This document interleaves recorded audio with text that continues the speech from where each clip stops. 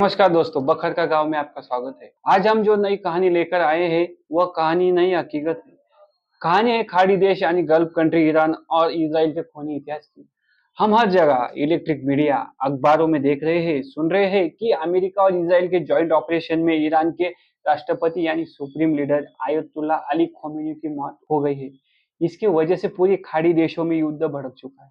Iran ने अपनी तरफ से 400 मिसाइल या ड्रोन एक ही वक्त इसराइल और अन्य खाड़ी देशों में, जहां पर अमेरिका के आर्मी या नेवल बेस है, जैसे कि कतार देश में अल उदैद एयर बेस अमेरिका का सबसे बड़ा एयर बेस यानी मिलिट्री कैंप है। बहरीन में अमेरिका नौसेना का 5th बेड़ा बेस, सऊदी अरब देश में प्रिंस सुल्तान एयर बेस, संयुक्त अरब अमीराती यानी यूएई में अल दफरा एयर बेस, कुवैत अली अल सलेम एयर बेस। खासकर उनके साथ इसराइल पे अटैक किया तो उसकी मुख्य जड़ कहां पर है, ये तनाव कब शुरू हुआ, इसको देखे जाए तो बहुत सारे कारण हैं, लेकिन मुख्य कारण जैसे वहां पर तेल का अर्थ कारण। दूसरी वजह देखे जाए तो ईरान का न्यूक्लियर प्रोग्राम, उसके विरोध में अमेरिका और इसराइल ने उनके साथ संघर्ष, और तीसरा कारण जो धार्मिक यानी शिया सुन्नी का संघर्ष।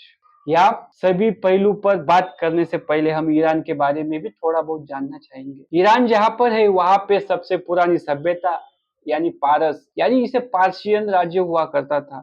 अब इस जगह को इस्लामी गणराज्य ईरान के नाम से जाना जाता है। 1935 तक पारस यानी पर्शिया नाम से भी जाना जाता था, लेकिन 1935 के बाद इस देश की राजधानी तेहरान, जो घनी आबादी वाला इलाका है, इस देश के भौगोलिक सीमाएं देखी जाए तो पश्चिम में इराक और तुर्की, उत्तर में कैस्पियन सागर, पूर्व में अफगानिस्तान और पाकिस्तान, दक्षिण में पारस की खाड़ी और ओमान की खाड़ी, जिस खाड़ी से पूरे आधी दुनिया का सामुद्रिक व्यापार चलता है। देखा जाए तो ये यहाँ की मुद्रा यानी चलन ईरान रियाल, राज्य भाषा फारसी, सरकार अध्यक्ष धार्मिक इस्लामी गणराज्य है। यहाँ पे शरिया कानून चलता है। यार थोड़ा बहुत हमने ईरान के बारे में जाना, अब हम एक एक करके जो शुरू में बताए गए इस झगड़े की एक एक वजह जानेंगे। शुरू में बताया गया पहला कारण जो था वह तेल की वजह से। उसकी शुरुआत सन 1949 वहां पर यानी ईरान में राजे शाह पहलवी उनकी सरकार थी। उन्होंने 1953 में तेल की राष्ट्रीयकरण कर दिया, और यह सरकार अमेरिका के फेवर की सरकार थी। तो इसी सरकार यानी ईरान के लोगों ने ग्रेट शैतान के नाम से जानते थे, क्योंकि वह सरकार अमेरिकी इशारों पे चलती थी। फिर उसके बाद सन 1979 में जब राजा शाह पहलवी उनकी सरकार गिरने के बाद वहां पर अली हुसैन खोमेनी के नेतृत्व में इस्लामिक गणराज्य की स्थापना हुई। अली हुसैन खोमेनी, इनका जन्म 19 अप्रैल 1939 ईरान के मशहद शहर में हुआ। प्रारंभिक जीवन और शिक्षा वहीं पर हुई।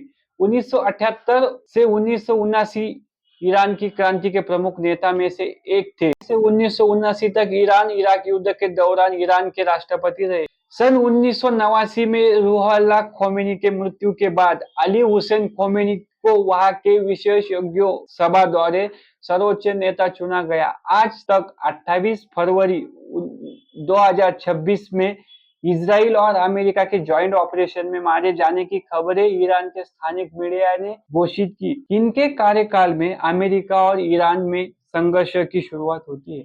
औपचारिक तौर पर ईरान ने अमेरिका और इसराइल को अपना दुश्मन घोषित किया। उसके बाद ईरान ने अपने न्यूक्लियर प्रोग्राम की शुरुआत की। उसको अमेरिका का विरोध था। उसका कहना था कि यह मानव समाज के खिलाफ है, इसकी वजह से पूरा मानव समाज खत्म हो सकता है।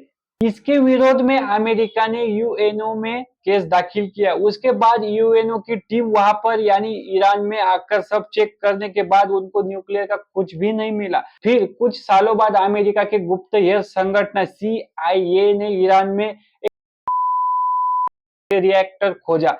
फिर उसके बाद ईरान पर अमेरिका और यूएनओ के कुछ देशों ने आर्थिक निर्बंध लगाने की घोषणा की, और यह संघर्ष तभी से आज तक चलते आ रहा है। अब सवाल यह है कि इसमें इजराइल की एंट्री कहां से होती है। इजराइल की एंट्री के जानने से पहले हमें इजराइल के बारे में भी थोड़ा बहुत जानना जरूरी है। इजराइल यह देश बनने से पहले ऑटोमन साम्राज्य यानी तुर्की का हिस्सा हुआ करता था। प्रथम विश्व युद्ध के बाद ब्रिटेन के नियंत्रण में गया। यहाँ पर अरब और यहूदी दोनों समुदाय के लोग रहते थे। फिर अमेरिका और ब्रिटेन ने 1948 में इसराइल की निर्मित की। इसराइल ये देश मध्य पूर्व में स्थित है। इसके दक्षिण पूर्व में भूमध्य सागर, उत्तर में लेबनान नाम, पूर्व में सीरिया और जॉर्डन, पश्चिम में मिस्र यानी माया सभ्यता का देश। इसकी राजधानी जेरूसलम है और वहां के यानी अभी के प्रधानमंत्री बेंजामिन नेतन्याहू ये है। तो इसराइल को देश मान्यता मिलने के बाद खाड़ी देशों ने इस देश को मानने से इनकार किया, आतंकवादी संगठन स्थापन की और इसी संगठन और उनमें पीढ़ी दर पीढ़ी आज तक युद्ध जैसे संघर्ष चलते आ रहे हैं। फिर खाड़ी देशों में से ईरान और अन्य देशों ने हमास जैसी ने इसराइल में आतंकवादी कार्यवाही हमेशा करती आ रही है। यह संघर्ष ऐसे चलते आ रहा है तो 2020-21 में इसराइल ने ड्रोन अटैक में ईरान के एक आर्मी लीडर को मार गिराया था। तो उसको काउंटर अटैक करने के लिए ईरान ने कुछ सालों बाद यानी 2026 में इसराइल के साथ अन्य खाड़ी देशों में एक ही वक्त 400 मिसाइल दागे।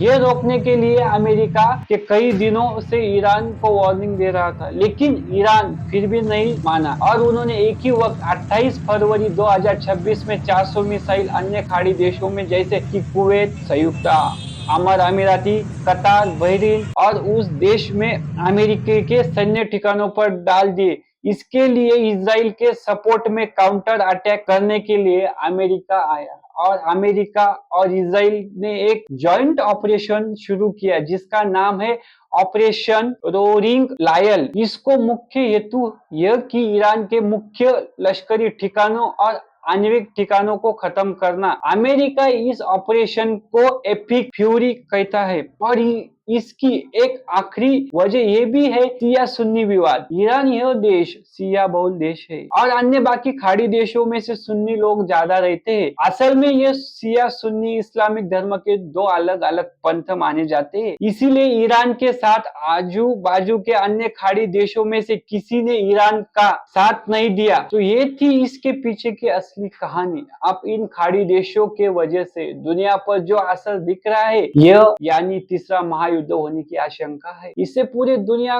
पर खासकर हमारे देश पर भी इसका बहुत बड़ा असर देखने को मिलेगा। तो इसके बारे में हम आगे के नए एपिसोड में जानेंगे। तो आज की कहानी यही खत्म करते हैं दोस्तों, फिर मिलेंगे नई कहानी में। अगर आपको ये कहानी पसंद आए तो लाइक और सब्सक्राइब करना ना भूले। धन्यवाद दोस्तों।